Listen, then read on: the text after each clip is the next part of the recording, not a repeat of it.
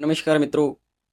सनातन धर्म के अंदर हम लोग क्योंकि अपने शास्त्रों से दूर हो गए हैं, इसलिए धर्म क्या है, कर्म क्या है, हमें कुछ भी पता नहीं। ये क्या हुआ कि आज़ादी के बाद देश में एक बड़े सुनियोजित तरीके से गुरुकुलों को नष्ट कर दिया गया। अब गुरुकुलों को नष्ट क्यों कर दिया गया, इसको हम समझते हैं। कोई भी पंथ हो, कोई भी धर्म हो, उसकी सिद्धांतों की, उसकी उसके दर्शन की जो समझ होती है, वो हमको उसके विद्यालयों में, उसके शिक्षण संस्थानों में मिलती है। क्योंकि शिक्षण संस्थान किसी भी पंथ के, किसी भी समाज के प्रशिक्षण केंद्र होते हैं। सनातन का प्रशिक्षण केंद्र गुरुकुल होते थे। क्योंकि हम सनातनियों को धर्म के सिद्धांत, हमारा दर्शन क्या है, ये कहाँ सिखाया जाता था? ये हमको सिखाया जाता था गुरुकुलों में। और गुरुकुलों को एक सुनियोजित तरीके से नष्ट कर दिया गया। लोगों के मन में ये भावना जागृत कर दी गई कि संस्कृत भाषा जो है वो एक ऐसी भाषा है जिसको पढ़ के कोई फायदा नहीं है, क्योंकि इससे कोई रोजगार नहीं मिलेगा। ऐसा एक कॉन्सेप्ट दे दिया गया। अब हम ये पूछना चाहते हैं कि उर्दू से कौन सा रोजगार मिलता है? मुसलमान तो फिर भी उर्दू पढ़ते हैं। हिंदुओं के दिमाग में ये घर कर गया, सनातनियों के दिमाग में, कि संस्कृत पढ़ने से रोजगार नहीं मिलता। संस्कृत पढ़ने से जितना उर्दू पढ़ने से रोजगार मिलता है, उससे ज़्यादा संस्कृत से मिलता है। लेकिन खैर, हम लोग जो है आर्थिक विचारों से प्रभावित होकर के सोचने लगे हैं। तो संस्कृत को एक भाषा के रूप में हमने धीरे धीरे धीरे धीरे विलुप्ति के कगार पर पहुंचा दिया। गुरुकुल हमने बंद कर दिए। क्योंकि गुरुकुल का अर्थ हमने ये मान लिया कि गुरुकुल में जाते हैं धोती कुर्ता पहन करके और संस्कृत और वो सब व्याकरण सीखते हैं वहाँ, और विज्ञान और ये सब जो जिनको हमने आधुनिकता का लबादा जिन चीज़ों को उड़ा दिया, वो वहाँ पढ़ाई नहीं जाती है। ये एक मिसकॉन्सेप्ट लगाया गया। इसके पीछे जो था वो एक सुनियोजित तरीके से था। खैर, वो एक वृहद विषय है कि उसमें हम जाएं और वो कैसा हुआ किस। अब हमारे जो प्रशिक्षण केंद्र थे, जो गुरुकुल थे, वो क्योंकि लगभग नष्ट कर दिए गए, तो इसलिए धर्म कर्म के बारे में, इस धर्म के बारे में हमारे शास्त्र में वो हमको आता नहीं है। अभी क्या है, हमारे धर्मशास्त्र संस्कृत में है, संस्कृत हमको आती नहीं, इसलिए फेसबुक पर, यूट्यूब पर, सोशल मीडिया पर जो भी कोई ठेलते वही धर्म है। हमने ये मान लिया। धर्म क्या है, धर्म की परिभाषा क्या है, ये कौन तय करेगा? ये कोई वेस्टर्न फिलोसफर तय नहीं करेगा, आप और मैं तय नहीं करेंगे। फेसबुक, यूट्यूब, व्हाट्सएप, कोई भी सोशल मीडिया प्लेटफॉर्म धर्म की परिभाषा तय नहीं करेगा। धर्म की परिभाषा के लिए आपको धार्मिक ग्रंथों में, धर्म शास्त्रों में ही जाना पड़ेगा। कोई क्या कहता है कि धर्म को परिभाषित नहीं किया जाता? अरे भाई, आपने धर्म को पढ़ा ही कितना है कि जो आप धर्म को परिभाषित करने चले हो? धर्म को पूरी तरह से परिभाषित किया गया है, वेद ही धर्म है। वेदों में जो कहा गया वो धर्म है। वेद स्मृति सदाचार है, स्वस्य प्रियमात्मन एत चतुर्विधम प्राहु साक्षात धर्म से लक्षण। धर्म के जो लक्षण है वही धर्म भी है। तो ये एक बड़ा विषय है। इस पर हमें व्यापक परिप्रेक्ष्य में सोचने, विचार करने की आवश्यकता है। अब वेद बहुत विस्तृत हैं, आम आदमी, मैं और आप उसका अध्ययन नहीं कर सकते।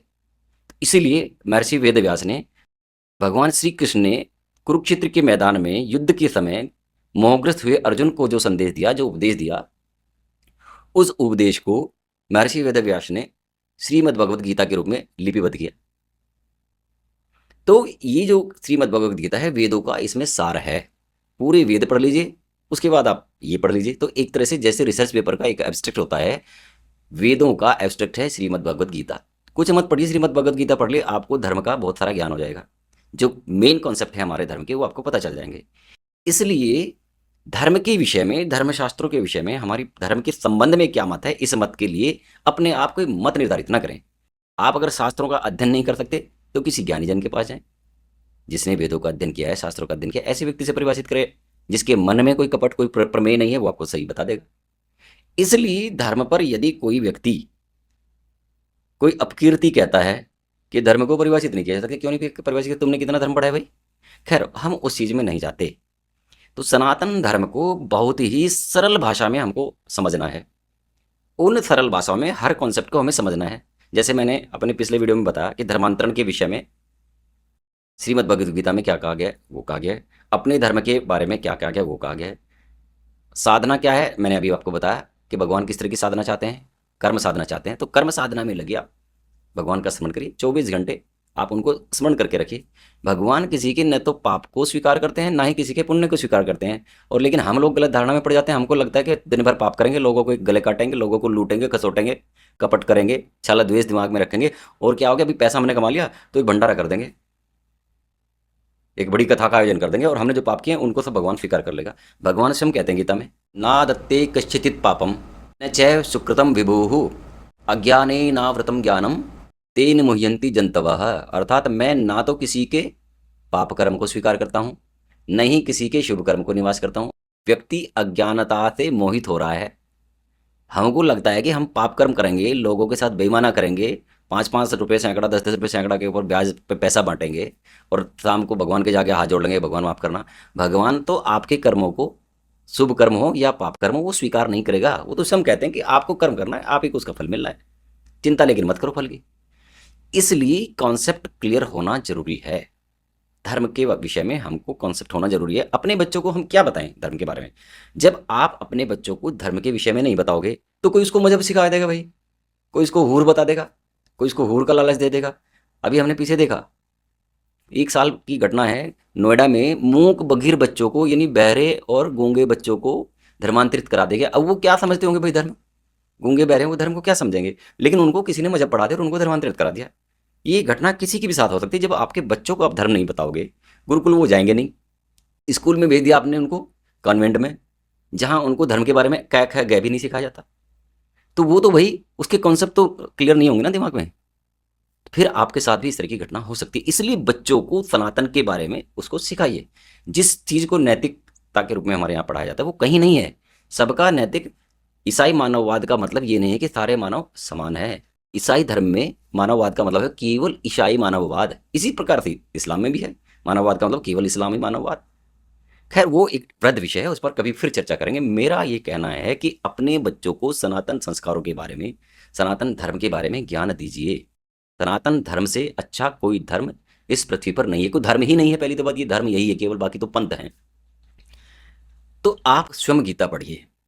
जब आप स्वयं गीता पढ़ेंगे तो आपको बच्चों को कहना नहीं पड़ेगा कि गीता पढ़ लिया। घर में आप 10 मिनट यज्ञ कर्म करेंगे, साधना करेंगे, 10 मिनट भगवान के सामने नहा धो करके पवित्र होकर के बैठेंगे, आपको करते हुए देखेगा तो आपका बच्चा स्वयं करने लगेगा, आपको उसको कहने की जरूरत नहीं। इसलिए उनको बताइए।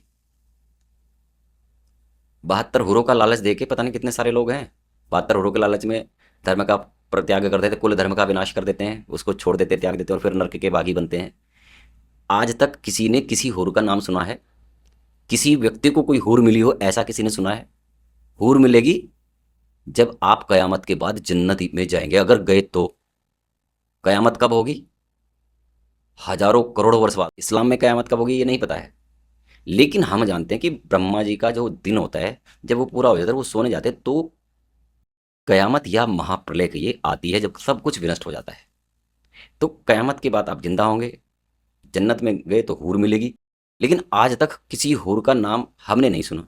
हमारे सनातन धर्म के हिसाब से स्वर्ग का कॉन्सेप्ट है, स्वर्ग में जाने पर स्वर्गिक सुख मिलते हैं, स्वर्गिक सुख मिलते हैं। वहाँ हमारे यहाँ अप्सराएं होती हो जिनको कहीं हूर कहा गया है, लेकिन किसी हूर का नाम, अप्सराओं के नाम है, मेनका, उर्वशी, रंभा। इवन हमें यह भी पता है कि महर्षि विश्वामित्र के साथ एक अप्सरा ने शादी कर ली थी।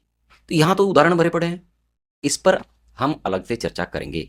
मेरा कहने का अर्थ ये है, मेरा कहने का अभिप्राय है कि सनातन धर्म को, हमें सनातन संस्कृति को बड़े सरल शब्दों में समझना पड़ेगा। और सरल शब्दों में अगर हमें समझना है तो हमको गीता की शरण में जाना पड़ेगा, गीता को समझना पड़ेगा, आधुनिक संदर्भ में समझना पड़ेगा। हम आधुनिक संदर्भ में, गीता में जब धर्म की बात होती है उसको हिंदू धर्म से, सनातन धर्म से ही जोड़ेंगे, तत्कालीन संदर्भों में नहीं जोड़ेंगे। जैसे मैंने कहा, भगवान श्री कृष्ण ने कहा, तस्मात् सर्वेषु कालेषु माम अनुस्मर युद्ध च मयि अर्पित मनोबुद्धि मामे वैश्यते संशय। यानी हर समय, तू हर समय कार्य करते हुए मुझे भज, मेरा स्मरण कर और युद्ध भी कर। युद्ध भी का कर, आज का है युद्ध कर। जो भी कर्म कर रहे हो, आप स्टूडेंट हो, पढ़ाई कर रहे हो, तो पढ़ाई भी करो और मुझे भी भजो, मेरा स्मरण करो, प्रभु का स्मरण करो। यानी तो इस तरह से हमको समझना पड़ेगा। यही मुहिम लेकर के हम बड़े हैं।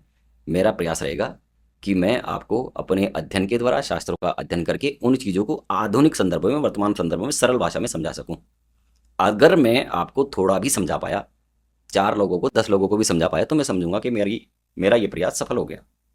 यदि आपको मेरी ये बातें अच्छी लगती हैं तो मेरे परिवार का हिस्सा बनने के लिए इस चैनल को सब्सक्राइब जरूर करें, अपने दोस्तों में इन बिंदुओं की चर्चा करें, वीडियो को लाइक करें और शेयर भी करें, क्योंकि हमको ये मुहिम चलानी है। नमस्कार, जय तु सनातनम।